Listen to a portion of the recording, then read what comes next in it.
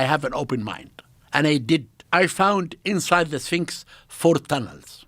One behind the stela. They say something is hidden beneath the Great Sphinx of Giza, and for years that idea has refused to die, even as official surveys and geophysical scans kept finding far less dramatic answers. Zahi Hawass has spent decades walking that line between myth and archaeology, publicly pushing back against claims of secret chambers while the internet keeps building new ones out of old rumors. But what if the most powerful voice in the entire Sphinx story was never revealing the truth at all, but controlling how much of it the world was allowed to hear? The man who controlled the story. He's standing at the edge of the Giza plateau, dust moving in that dry Egyptian wind that never really stops, and reporters are circling him like they already know what headline they want. Zahi Hawass doesn't flinch. He never really does. For decades, according to a 2017 CNN feature on Giza archaeology involving Hawass and Mark Lehner, he's been the loudest, most visible voice in a place where silence usually wins. And that matters more than people realize. Because when you control the voice people trust, you also start controlling what the mystery looks like in their minds. Here's the thing. Hawass isn't just an archaeologist in Egypt. He became the face of Egyptian archaeology itself in global media. TV documentaries, interviews, press conferences at Giza, even YouTube clips from major outlets like Xinhua News Agency in 2017 show him speaking with absolute certainty about what is and isn't beneath the monuments. No secret tunnels under the Sphinx. No lost civilization hiding in sealed chambers. He repeats that position consistently, and that consistency gives him something rare in archaeology, authority that feels personal. Long before modern cameras, the Sphinx functioned as a political billboard. Thutmose IV found the monument buried to its neck in desert sand during the 18th dynasty. He claimed the Sphinx appeared to him in a dream, promising him the crown of Egypt if he cleared the enclosure. Once he removed the sand, he placed the dream stela, a massive granite slab, directly between the paws to document the miracle. This established a precedent where the person who guarded the Sphinx held the exclusive right to interpret its silence. The stela wasn't just a record, it was a physical barrier that dictated what the public believed about the structure's origins. By the time the modern era arrived, the role of the gatekeeper was already ancient history. Hawass simply inherited a seat that had been occupied for over 3,000 years, where the truth was always filtered through the person holding the shovel. And get this, authority changes how people interpret silence. Because every time Hawass says, "There is nothing there," the internet doesn't hear closure. It hears resistance. It hears something being held back. Wait, it gets weirder, not because the evidence changes, but because perception does. A denial from someone visible becomes part of the story itself. Suddenly, the question isn't just, what's under the Sphinx? It becomes, why does he sound so certain? Now picture this dynamic in real time. In interviews archived by CNN in late 2017, Hawass dismisses claims of hidden cities beneath Giza as misinterpretations of geophysical data and exaggerated media narratives. At the same time, researchers like Mark Lehner, also featured in the same CNN coverage, emphasize careful excavation and peer-reviewed methods, slow work that rarely produces dramatic headlines. Two voices, both grounded in archaeology, but only one becomes the internet's symbol of control over the mystery. And that imbalance matters. Because the public doesn't just remember information, it remembers personality. Hawass, with his signature hat, sharp tone, and uncompromising delivery, becomes more than a scientist. He becomes a gatekeeper character in a story that most of archaeology never intended to be dramatic in the first place. But once that happens, even technical statements start to feel like narrative decisions instead of academic conclusions. Think about that for a second. Why does a denial carry more emotional weight than a discovery? Maybe it's because certainty feels suspicious when the subject is ancient Egypt, a place already wrapped in layers of myth, incomplete records, and geological complexity. Or maybe it's because, as seen across repeated interviews, and public statements compiled in outlets like Xinhua's 2017 report, Hawass represents a single, stable interpretation in a field where most answers are still partial. And that stability becomes its own kind of lightning rod. Every online clip, every clipped quote from YouTube discussions about the Sphinx strips context away until what remains is just tone. Confidence versus curiosity. Closure versus speculation. And once that split forms, the audience starts choosing sides without even realizing it. You find yourself wondering, not just what Hawass is saying, but why his certainty feels like it's pushing against something larger, something unfinished. But if he kept shutting down the biggest claims so firmly, why does the ground beneath the Sphinx keep producing anomalies that people can't stop talking about, even in serious geophysical surveys and academic papers? Because here's where it turns. What if the real mystery wasn't just what's buried under Giza, but why the story keeps changing every time someone tries to pin it down? What the scans actually found. It usually starts with a single word that sounds harmless: void. And our team now found another void. In addition to the big void? In addition to the big one. But all these voids, how can we enter inside and see what could contain? Just a dip in the signal, a slight inconsistency in the ground response beneath something as massive as the Sphinx. But the moment that word enters the conversation, everything shifts. Because suddenly, people aren't thinking in terms of rock density or erosion layers anymore. They're thinking hidden rooms, sealed corridors, maybe even something deliberately buried. Here's the thing, though, when you actually go back to the geophysical work done around Giza, especially the studies published in journals like Geologia Applicata e Hydrogeologia, and survey reports discussed in EarthDoc papers around 2017, the language is way more careful than the internet version of the story. Scientists talk about anomalies, variations in subsurface reflection, irregular density zones, things picked up through ground-penetrating radar and seismic methods. Not exactly the language of secret chambers, more like something behaves differently here, but we're not fully sure why.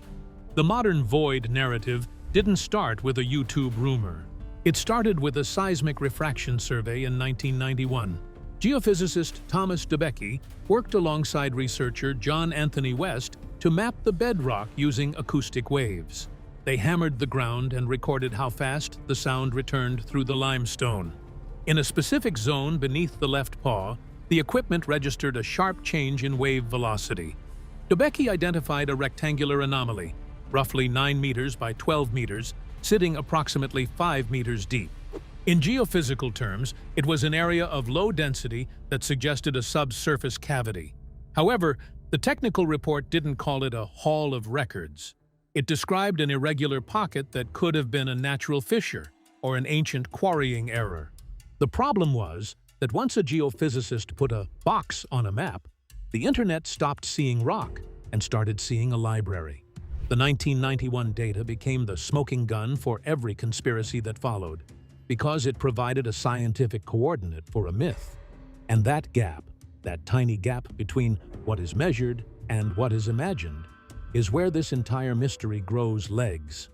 Now, ground-penetrating radar, or GPR, is actually pretty straightforward in principle.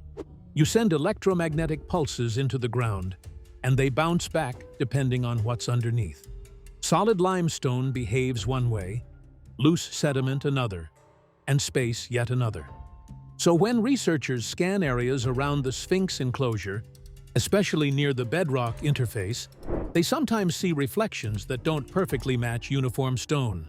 According to technical interpretations referenced in peer-reviewed geophysical surveys from EarthDoc publications, these irregularities can suggest fractures, voids, or changes in material composition.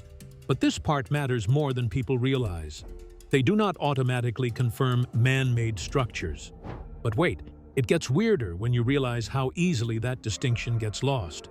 A void in geophysical terms can mean something as boring as a weathered pocket in limestone, formed over thousands of years of groundwater movement. In the limestone plateau of Giza, that's not even unusual. Erosion doesn't care about mythology. It just keeps working slowly, layer by layer, until the rock itself becomes uneven in ways that look dramatic on a scan, but are completely natural when you drill into them. Still, when those scan results get summarized outside academic papers, something subtle happens. The words change shape. Possible cavity becomes hidden chamber. Anomaly in subsurface density becomes underground structure. And suddenly, you're no longer talking about geology, you're talking about intention, like someone built something and tried to erase it. According to a 2017 analysis published through EarthDoc's geophysical paper collection, surveys in the Giza Plateau region did identify zones where signal response varied from surrounding limestone, particularly in areas adjacent to major monuments like the Sphinx. But the authors themselves emphasize uncertainty, noting that resolution limits, moisture variation, and natural fracturing all affect interpretation. In other words, the data is real, but the meaning is still open. Now here's where it gets interesting, because even serious archaeological figures, including discussions captured in CNN's 2017 coverage featuring Zahi Hawass and Mark Lehner, consistently return to the same point. No verified excavation has confirmed large artificial chambers beneath the Sphinx enclosure. What exists instead is a patchwork of partial data, older surveys from the 1990s, newer scans with improved resolution, and ongoing debates about how much can actually be concluded without invasive digging. Think about that for a second. You have signals, variations, and inconsistencies in a geological structure that has existed for thousands of years, and every layer of technology gives you a slightly different picture. One scan suggests uniform bedrock, another suggests irregular zones. A third says the resolution just isn't good enough to decide either way. That's not a revelation. That's ambiguity holding steady under pressure. And yet, ambiguity is exactly what the public struggles with. Because when most people hear "scan detected something," the brain fills in the rest automatically. It doesn't imagine sediment pockets or erosion channels. It jumps straight to architecture, intention, and hidden design. And that's not ignorance. It's just how humans process incomplete information. We want closure, even when the data refuses to give it. Every legend has that moment where uncertainty starts to feel like evidence. So you start asking yourself, why would a void exist directly beneath one of the most studied monuments on Earth? But the uncomfortable answer, at least from the scientific side, is that why isn't always the right question yet. Sometimes the first step is just confirming what is actually there, and that step is still ongoing. If a scan finds a cavity under a monument, do you treat it as discovery, or just unfinished interpretation waiting for context that hasn't been dug out yet? And that question sits right at the center of everything. Because once the word void enters the story, it stops being just about geology, and the narrative tension Hawass has been managing for decades starts to collide directly with how that data gets retold outside the lab. And what if the internet didn't just report the Sphinx mystery, but quietly built a bigger one every time the evidence stayed incomplete? How a void became a monster. It usually starts with a thumbnail that feels almost too confident to be science. A shadowy image of the Sphinx, maybe a glowing red arrow pointing underneath, and a title screaming something like "Hidden Machine Beneath Giza" or "Scientists Reveal Terrifying Underground Structure." And the moment you click, you're already inside a story that has quietly stopped being about archaeology. Here's the thing. If you trace it back to actual uploads like those discussing secret expeditions at Giza or dramatic interpretations seen across videos, such as the ones circulating on YouTube channels around 2023 to 2025, including long-form breakdowns like YouTube videos on Giza mystery claims and similar explorations like YouTube discussions on Sphinx theories, the pattern becomes almost predictable. A cautious geological term gets introduced, something like anomaly or cavity, and then slowly, almost invisibly, it gets upgraded into something else entirely. And get this, that upgrade is never loud at first. It's subtle, a sentence trimmed here, a phrase rearranged there, until suddenly possible subsurface irregularity becomes hidden chamber, and unexplained signal variation becomes ancient machine buried under Giza.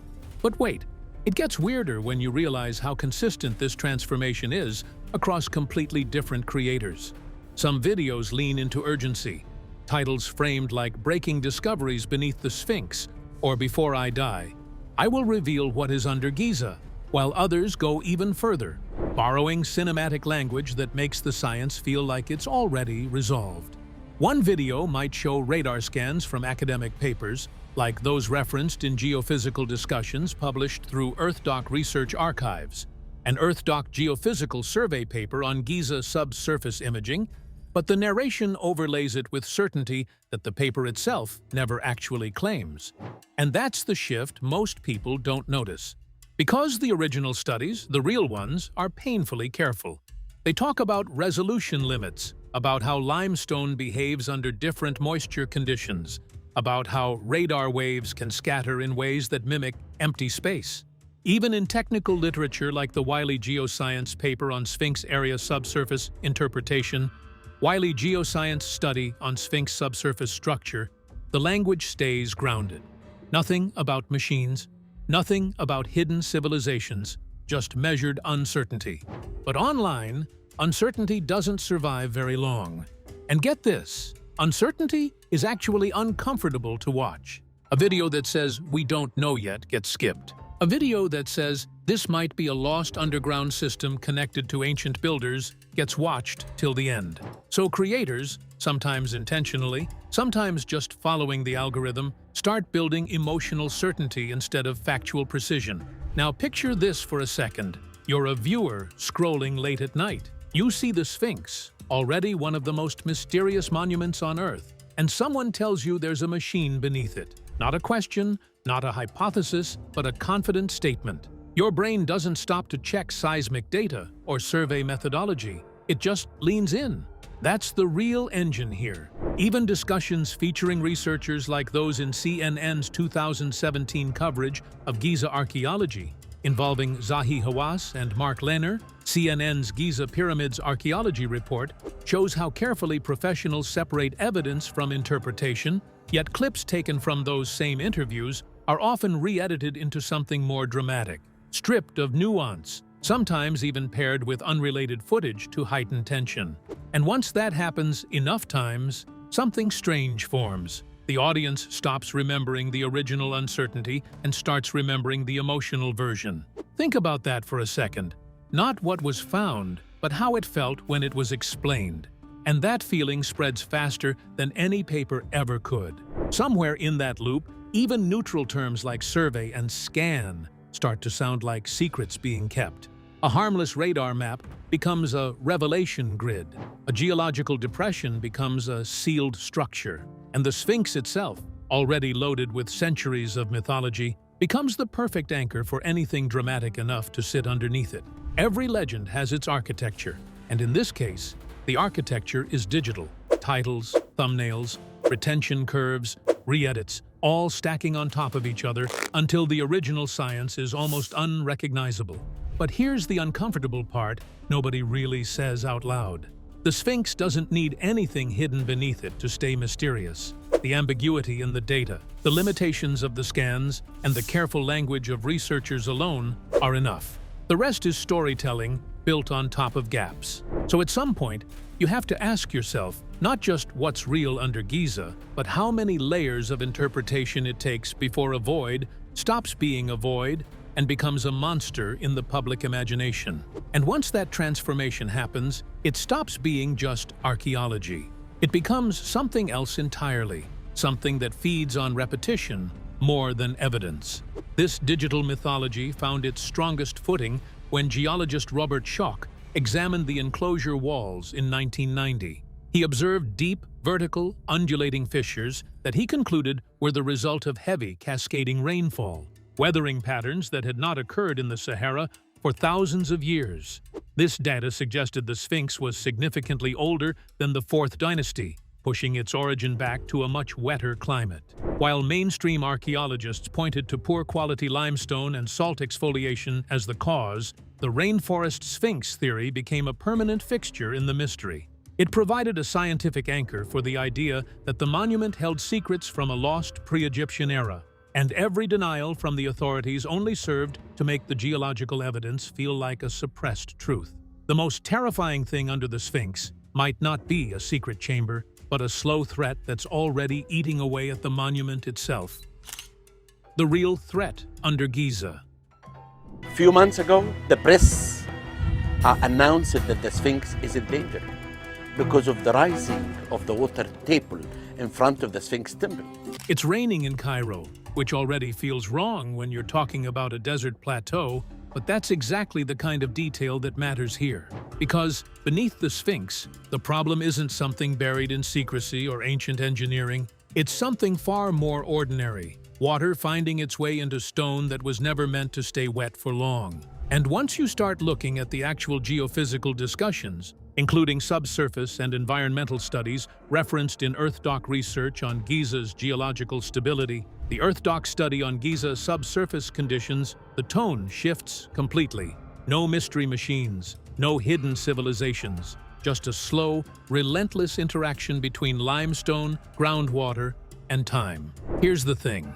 Limestone looks solid from a distance, almost permanent in the way it holds massive structures like the Sphinx for thousands of years. But up close, it behaves more like compressed history than rock. It absorbs moisture, it reacts to changes in the water table, and over long periods, it starts to soften in ways you wouldn't notice day to day. But geologists absolutely do. Now here's where it gets interesting, because studies and field observations discussed in archaeological geophysical reporting, including material referenced in academic discussions and documentaries like those featuring Mark Lehner and Zahi Hawass in CNN's 2017 coverage, CNN Giza Pyramids and Sphinx Conservation Report, keep circling back to one concern that doesn't sound dramatic at all when you first hear it: rising groundwater levels in parts of the Giza Plateau. And get this, groundwater doesn't explode into headlines the way Hidden Chamber does. It creeps, it rises millimeter by millimeter,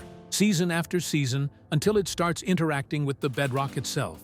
Around the Sphinx enclosure, that means water moving through fractures in the limestone, slowly weakening the structural integrity of stone that has already survived millennia of wind erosion and sand exposure. Think about that for a second. No ancient machine, no sealed tunnel, just water doing what water has always done, quietly reshaping whatever it touches.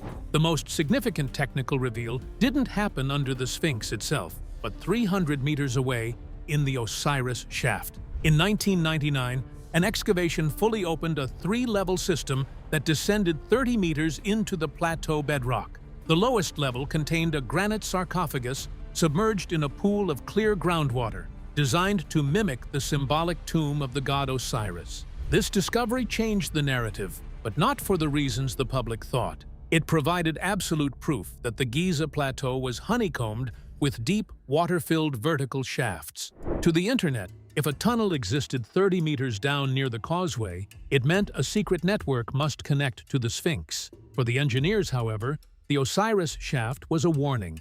It showed that the local water table was high enough to submerge and dissolve the Giza bedrock from the inside out.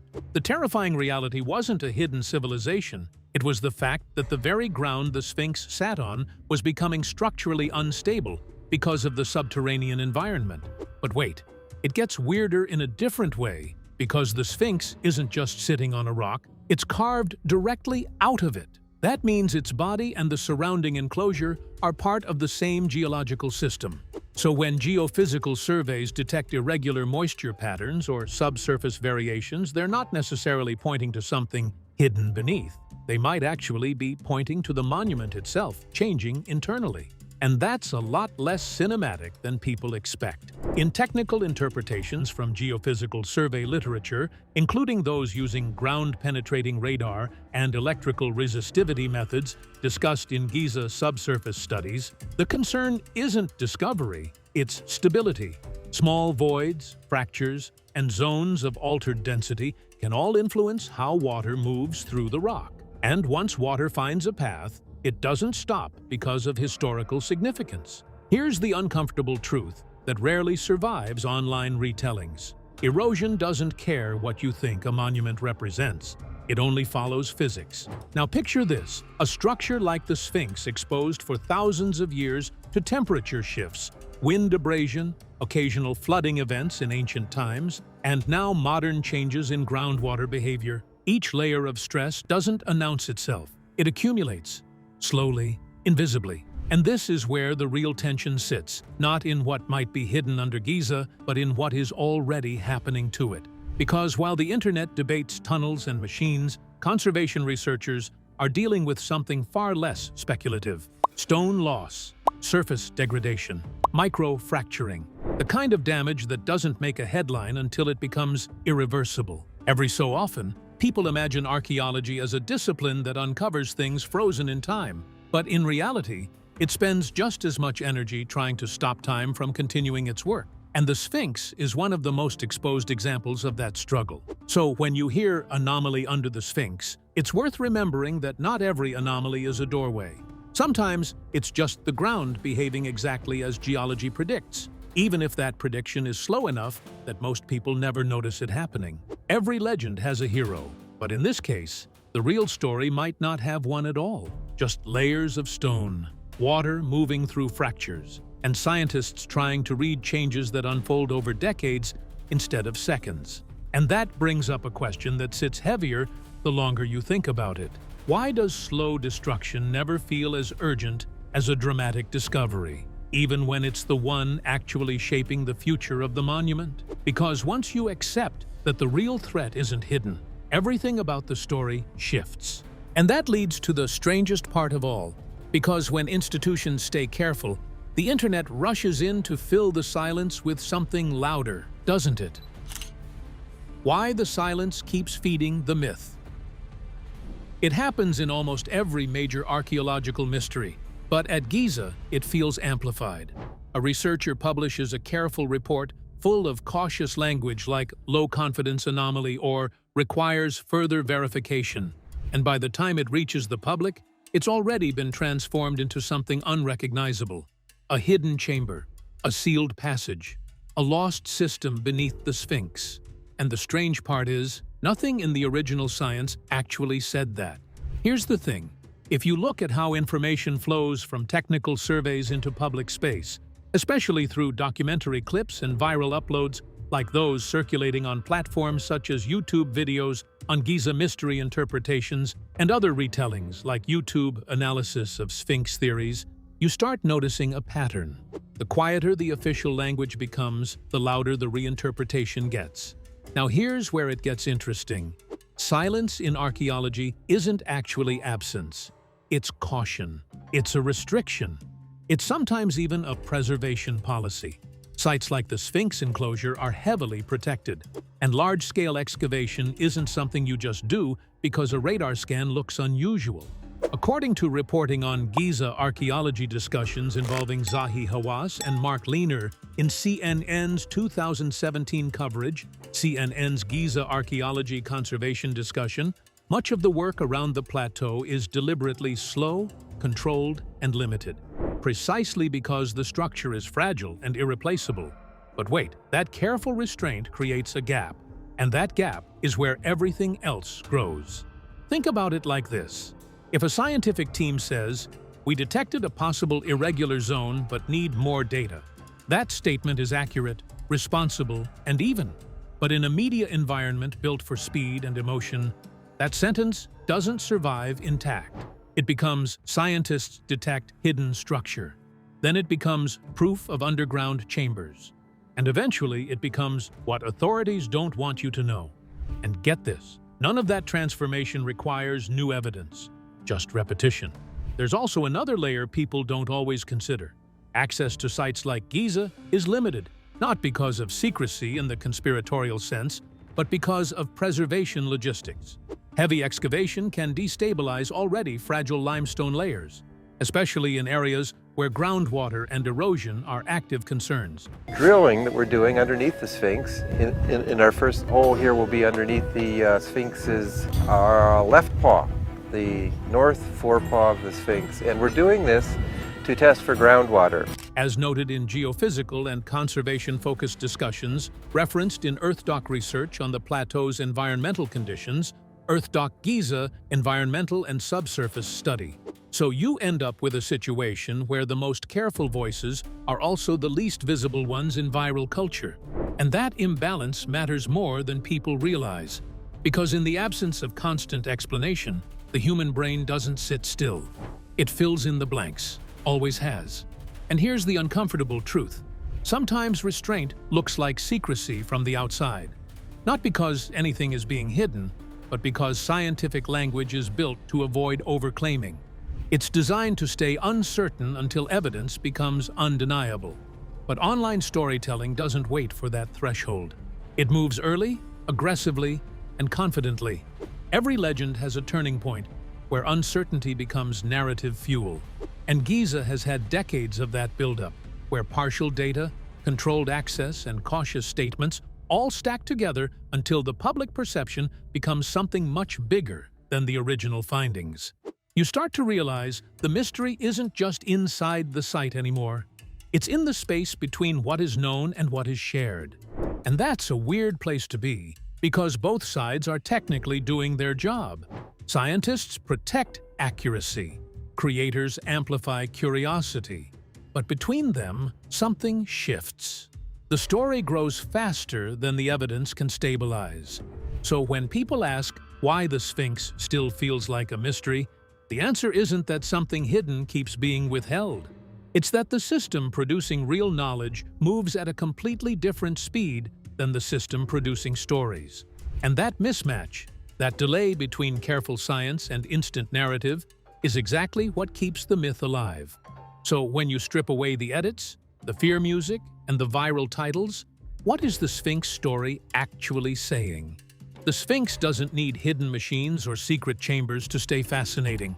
It already sits on something more fragile and more real, slowly shaped by groundwater movement, limestone erosion, and time itself, as shown in geophysical and conservation discussions from EarthDoc studies and reported archaeology coverage like CNN's 2017 Giza reports on long-term preservation work. And once you strip away the viral edits and dramatic claims, what's left isn't fantasy, it's a monument still fighting physics, and a story that gets distorted the moment certainty is forced where evidence is still cautious. Tell us what you think about Zahi Hawass's final reveal.